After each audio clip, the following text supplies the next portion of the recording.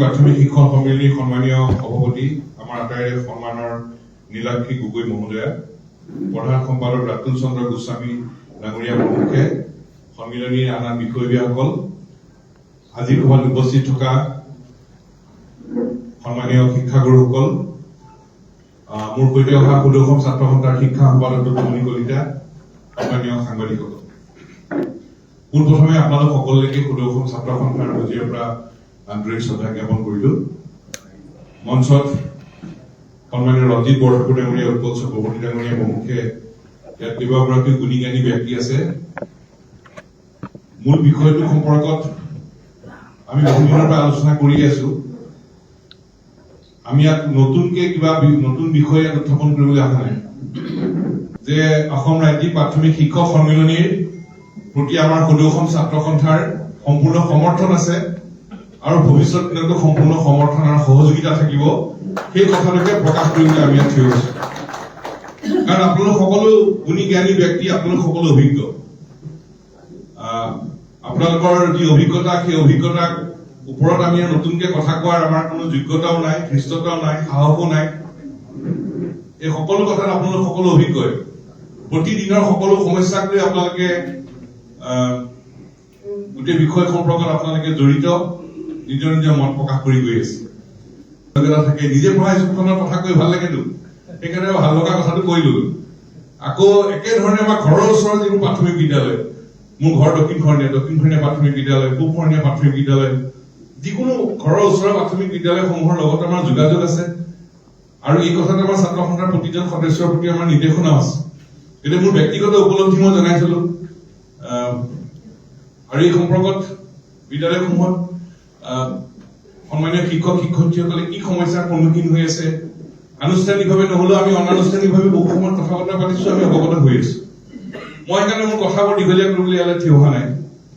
আমি গুৱাহাটীত নাছিলো, নহলে যোৱাকালি আহিলো, কিন্তু আমি ঠিক কৰি ললো যে নহয়, প্ৰাথমিক শিক্ষক সন্মিলনী পাতিছে অভিৱৰ্তন। ইয়াৰ আগতেও আমাৰ প্ৰাথমিক পৰ্যায়ৰ পৰা বিশ্ববিদ্যালয় পৰ্যায়লৈ সকলো শিক্ষক সংগঠনৰ যেতিয়া সভা সমিতি হয়, এই সভা সমিতিসমূহত মই আজি প্ৰথম কবই লাগিব যে আমি প্ৰাথমিক স্তৰৰ শিক্ষাৰ উপৰিও প্ৰাথমিকৰ পৰা বিশ্ববিদ্যালয় স্তৰলৈ আমাৰ শৈক্ষিক সমস্যাবিলাকৰ যেতিয়া লৈ আমি আলোচনা কৰো, সেই আলোচনাসমূহত অসম ৰাজ্যিক প্ৰাথমিক শিক্ষক সন্মিলনীৰ যি নেতৃত্ব, দুয়োগৰাকীয়ে উপস্থিত আছে, নীলাক্ষী গগৈ মহোদয় আৰু ৰাতুল চন্দ্ৰ গোস্বামী ডাঙৰীয়া আৰু আন বিষয়ববীয়াসকলে যি ধৰণে ভূমিকা লয়, সেই ভূমিকাৰ কথা আমি পুনৰ স্বীকাৰ কৰি গৈছো।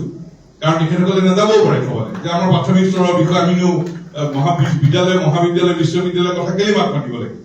কিন্তু প্ৰাথমিক শিক্ষক সন্মিলনীয়ে নিজৰ দায়িত্ববোৰ সদায় দেখুৱাই আহিছে আৰু সকলো সময়তে এটা নেতৃত্ব লৈ আহিছে। অকল তেখেতসকলে নিজৰ সংগঠনটোৱে নহয়, আন আন শিক্ষক সংগঠনসমূহৰ লগতো বিষয়সমূহৰ ওপৰত আলোচনা কৰিছে, সংগঠিত কৰিছে আৰু ছাত্ৰ সন্থাই লোৱা শক্তিশালী কৰিব লাগিব। ডাঙৰ ডাঙৰ কথা বহুতে ক'ব পাৰি, কিন্তু জাতীয় জীৱনক শক্তিশালী কৰিবলগীয়া হলে আমাৰ ভেটি শক্তিশালী কৰিব লাগিব। আৰু ভেটিটি হল প্ৰাথমিক শিক্ষাৰ ভেটি। আৰু প্ৰাথমিক শিক্ষাৰ যেতিয়ালৈকে ভেটি শক্তিশালী নহয়, আমি ডাঙৰ ডাঙৰ কথা ক'ব পাৰিম, আমাৰ নেতাসকলে ডাঙৰ ডাঙৰ কথা ক'ব পাৰিব, কিন্তু জাতীয় জীৱনক শক্তিশালীভাৱে কিন্তু থিয় কৰিব নোৱাৰিব। কাৰণ ভেটি দুৰ্বল হলে কেনেকে জাতি থিয় হব। আৰু সেইকাৰণে প্ৰাথমিক শিক্ষাৰ ব্যৱস্থাটো শক্তিশালী কৰিব লাগিব, তাক পৰিকল্পিতভাৱে আগুৱাই নিব লাগিব। আৰু এই ক্ষেত্ৰত প্ৰাথমিক শিক্ষক সন্মিলনীয়ে প্ৰয়োজনীয় সময়সূচী পদক্ষেপ সদায় লৈ আহিছে। আৰু এই ক্ষেত্ৰত আমি কেৱল সহযোগিতাৰ সমৰ্থনে আগবঢ়াই গৈ আছো। ইয়াত নতুনকে আৰু ভাবিবলৈ, চিন্তা কৰিবলৈ বা ৰূপৰেখা অংকন কৰিবলৈ একো নাই।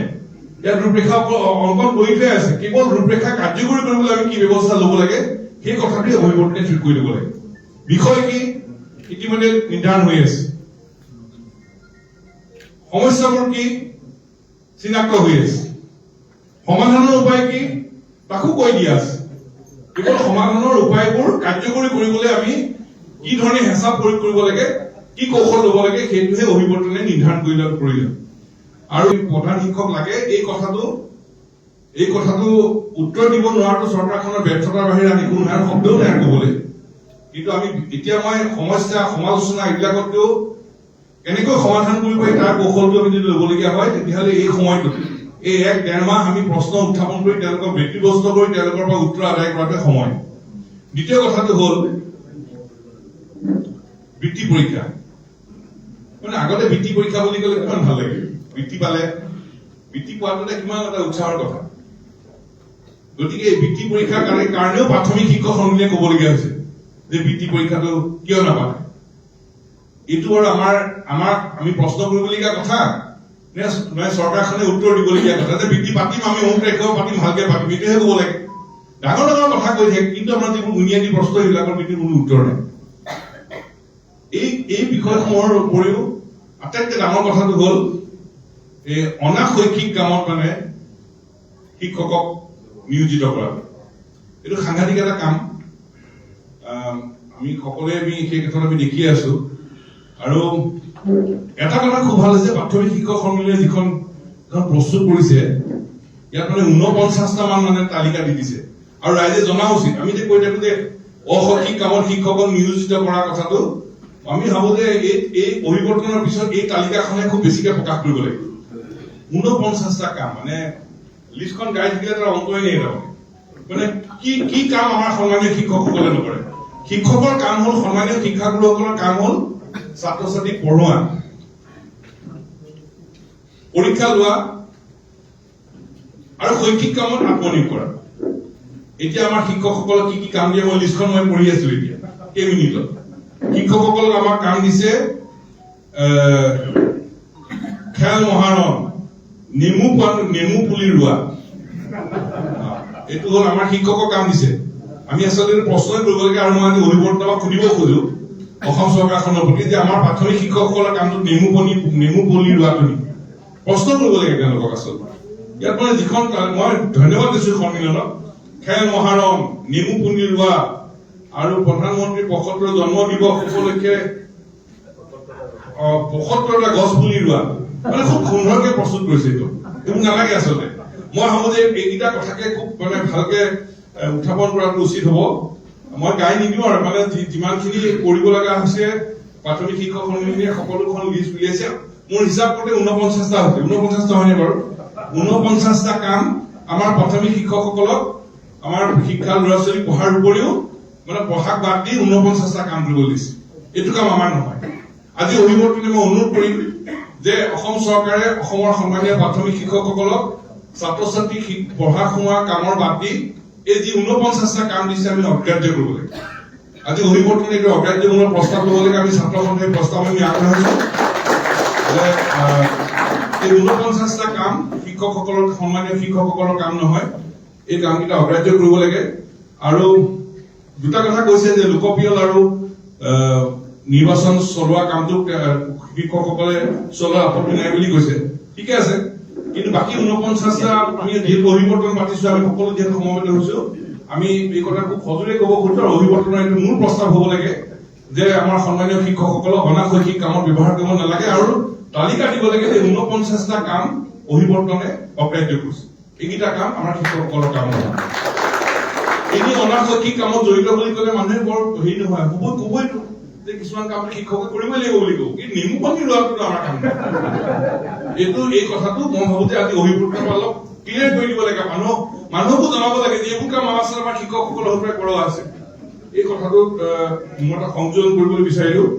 আৰু মই কৈছো যে মই বিষয় সম্পৰ্কত মই বিশেষ ক'বলগীয়া নহয়। ইয়াত 7টা প্ৰস্তাৱ ইয়াত মানে দিয়া হৈছে। 7টা প্ৰস্তাৱৰ সম্পৰ্কত আলোচনা কৰিবলৈ খোজা হৈছে।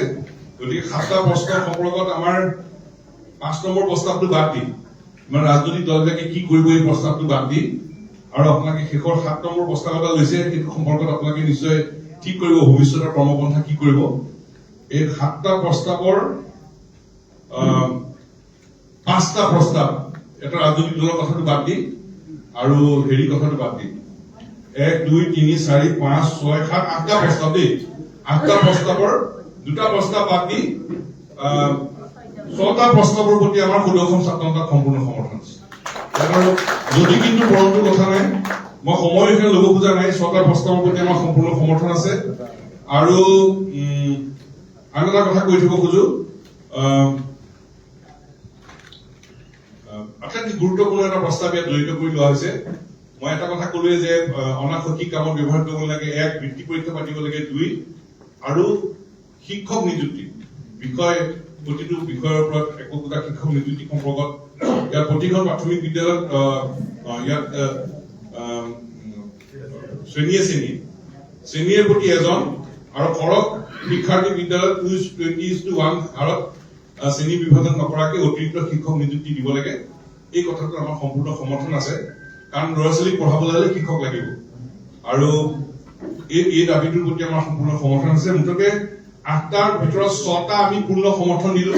1, 2 অভিৱৰ্তনখন পাতিলো, কিন্তু অভিৱৰ্তনখনৰ প্ৰস্তাৱটো কাৰ্যকৰী কৰিবলৈ এটা কৌশল ল'ব লাগিব আৰু সেইটো মানুহৰ মাজত নিবলগীয়া হলে মই অনুৰোধ জনাম যে এই 49টা বিষয়টো আমি খুব ভালকে ফকাছ কৰিব লাগে যে এই কাম শিক্ষকৰ কাম নহয় আৰু এই কামত শিক্ষকক নিয়োজিত কৰিব নোৱাৰি।